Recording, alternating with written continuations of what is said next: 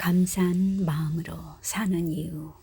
이 세상 최초의 사람은 빵 하나를 만들기 위하여 얼마나 많은 일을 해야 했던가. 우선 밭을 갈고 씨앗을 뿌리고 그것을 가꾸고 수확하고 빻아서 가루로 만들고 반죽을 하여 굽는 등 최소한 15단계의 과정을 거치지 않으면 안 되었다. 그러나 오늘날에는 돈만 있으면 빵집에 가서 만들어 놓은 빵을 사올 수가 있다. 옛날에는 한 사람이 해야 했던 15단계의 일을 여러 사람들이 분담하고 있으므로 빵을 먹을 때에는 많은 사람들에게 감사하는 마음을 가져야 한다. 이 세상 최초의 사람은 자기 몸에 걸칠 옷을 만들기 위하여 얼마나 많은 수고를 해야 했던가. 양을 사로잡아 그것을 기르고 털을 깎아서 실을 만들고 옷감을 짜서 그것을 다시 꿰매어 입기까지는 많은 노력이 필요했다. 그런데 오늘날에는 돈만 있으면 옷가게에서 마음에 드는 옷을 살 수가 있다. 옛날에는 혼자서 해야만 했던 많은 일들을 여러 사람이 분담하고 있으므로 옷을 입을 때에는 많은 사람들에게 감사하는 마음을 가져야 한다. 분명한 결론. 달무드에는 장장 4개월이나 6개월, 때로는 7년이나 되는 오랜 세월 동안에 걸쳐 논의를 계속했다는 얘기가 많이 나온다. 그래도 그 중에는 결론이 나지 않는 것들도 있는데 이러한 경우 후미에 미결이라고 씌어져 있다. 여기서의 교훈은 알 수 없을 때에는 모른다 라고 분명히 알려서 미완의 과제로 남긴다는 것이다. 탈무드는 어떤 문제에 대하여 결정 과정을 기록하는데 거기에는 반드시 소수의 의견도 아울러 소개하고 있다. 그것은 소수의 의견일지라도 적어두지 않으면 사라져버리기 때문이다. 절대 강자도 약자도 없는 세상. 세상에는 약자이면서 강자를 두렵게 하는 것이 4가지가 있다. 모기는 사자를 두렵게 하고, 거머리는 코끼리를 두렵게 하고, 파리는 전갈을 두렵게 하고, 거미는 매를 두렵게 만든다. 아무리 크고 힘센 자라도 언제나 두려운 존재는 아니다. 또한 아무리 약한 자라도 조건만 맞으면 강한 자를 이길 수 있다. 운명적인 사랑. 솔로몬 왕에게는 아름답고 현명한 딸이 있었다. 어느 날 솔로몬이 꿈속에서 장래의 사익감을 보았는데 딸에게는 어울리지 않는 악한 젊은이였다. 그래서 솔로몬은 딸을 작은 섬의 별궁에 감금시켰다. 그리고 사방에는 높은 담을 쌓고 또 많은 감시병을 배치한 후 별궁의 열쇠를 가지고 돌아갔다. 한편 왕이 꿈속에서 보았던 악한 젊은이는 황야에서 홀로 방황하고 있었다. 밤이 되자 그는 추위를 견디다 못해 사자의 시체 속으로 들어가 잠을 잤다. 그때 큰 새가 사자의 시체를 들어올려 공주가 감금되어 있는 별궁 위에 떨어뜨렸다. 결국 사자의 시체 속에 있었던 악한 젊은이는 뜻밖에도 공주를 만나게 되었고 두 사람은 사랑에 빠졌다. 사랑은 모든 것을 극복할 수 있기 때문에 아무리 먼 섬에다 감금시킨들 소용이 없는 것이다. 이처럼 일어날 것은 필연적으로 일어나게 마련이다.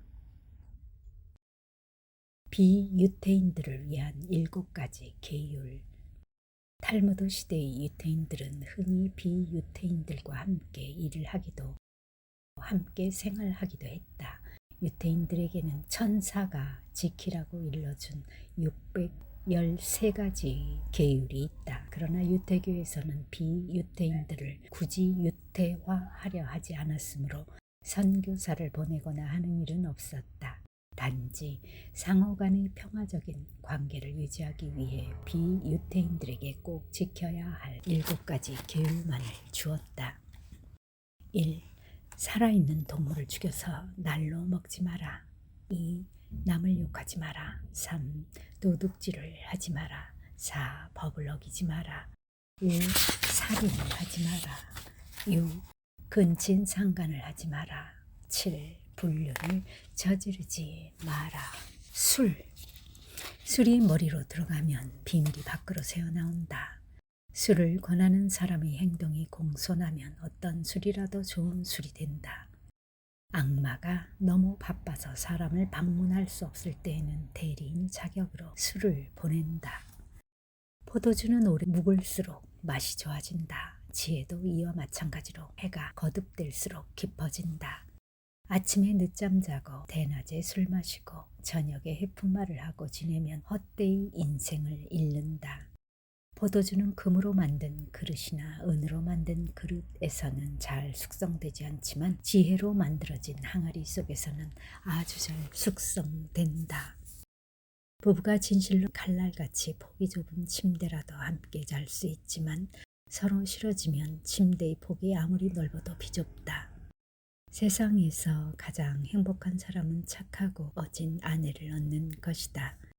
아내를 이유 없이 괴롭히지 마라. 하나님은 그녀의 눈물방울을 하나하나 세고 계신다. 모든 병 가운데 마음의 병보다 더 괴로운 것은 없으며 모든 악 가운데 악처보다 더 나쁜 것은 없다. 세상에서 무엇과도 바꿀 수 없는 것은 젊은 시절에 결혼하여 지금껏 살아온 늙은 아내다. 남자의 집은 아내이다. 아내를 선택할 때에는 긴장하라. 여자는 사귀고 결혼하라. 자녀를 키울 때에는 차별하지 마라. 어린 자녀는 엄하게 가르쳐야 하지만 성장한 자녀는 꾸짖지 마라. 자녀는 엄하게 가르쳐야 하지만 두렵게 만들어서는 안 될 일이다. 자녀를 혼낼 때에는 한 번만 따끔하게 혼내되 오랜 시간 혼내면 안 된다. 자녀는 부모가 말하는 대로 흉내낸다. 자녀의 성격은 부모의 말투로 알 수 있다. 어떤 일이든 자녀와 약속을 하면 반드시 지켜라. 당신이 약속을 지키지 않는다는 것은 자녀에게 거짓말을 가르치는 것과 같다. 자녀는 부모를 공경해야 한다. 가정에서 부도덕한 행위는 마치 과일에 벌레가 생겨 어느새 과일 전체에 퍼지는 것과 같다. 자녀는 아버지 자리에 앉아서는 안 된다. 자녀는 아버지에게 말대꾸를 해서는 안 된다. 돈, 사람의 마음에 상처를 주는 것이 세 가지가 있다. 그것은 고민과 불화 그리고 돈지갑인데 그 중에서도 빈 돈지갑이 가장 큰 상처를 준다. 육체의 모든 부분은 마음에 의존하고 마음은 돈지갑에 의존한다.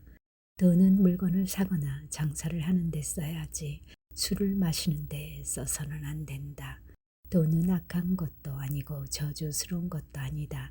돈은 사람에게 행복을 주는 것이다. 돈은 하나님이 보낸 물건을 사도록 기회를 준다.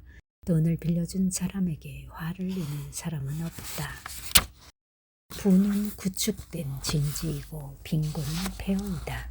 돈이나 물건은 거저주는 것보다 빌려주는 편이 낫다. 거저받은 사람은 거저준 사람 밑에 있어야 되지만 빌려주면 대등한 입장이 되기 때문이다.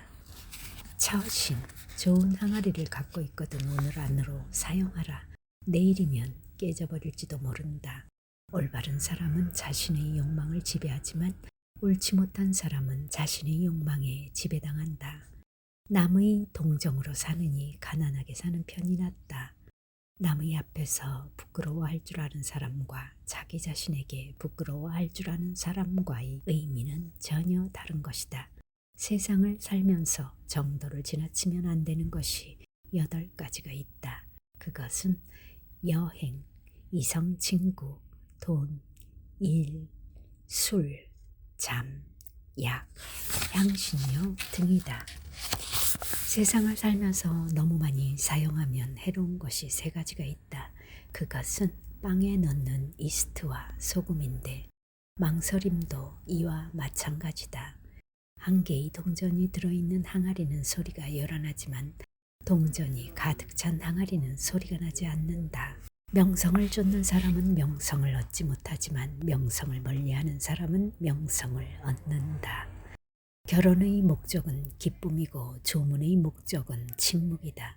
강의의 목적은 듣는 것이고 방문의 목적은 예정된 시간에 도착하는 것이다.